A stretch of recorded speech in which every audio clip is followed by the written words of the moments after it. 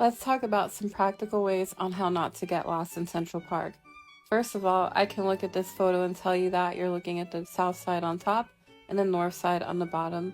How do I know that?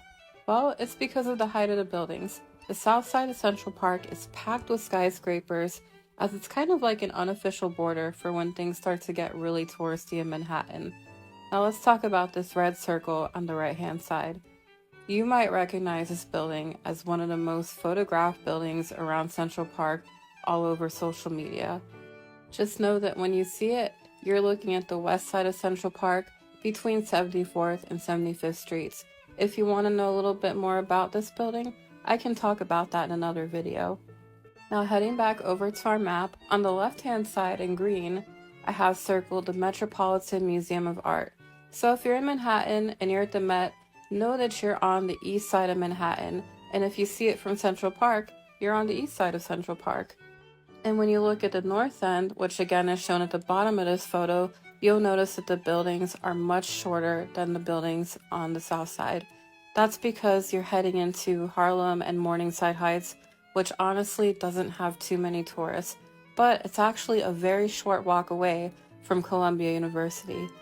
Another iconic landmark that you can use to help you get your bearings is the Plaza Hotel, or the Plaza.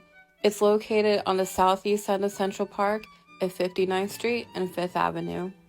Though 5th Avenue is known to be a really big shopping district in New York City, it also runs up and down the entirety of the east side of Central Park.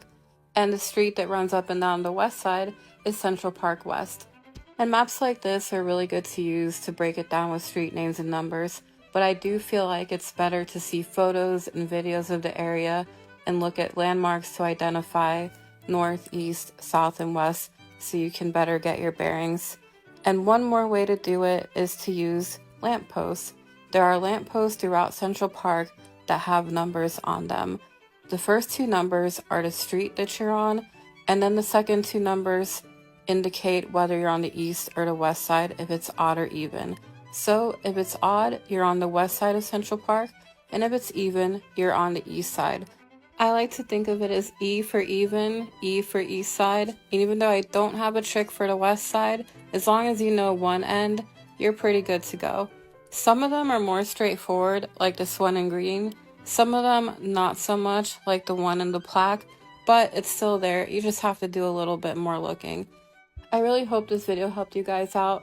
Definitely don't be afraid to get lost in Central Park, because honestly, it's only about 2.5 miles long, and like we've talked about, Manhattan itself is very, very small. So while it looks like a big park in a big city, it's really not. So don't forget to follow me, comment, DM me, and let me know what you guys want to learn about New York City.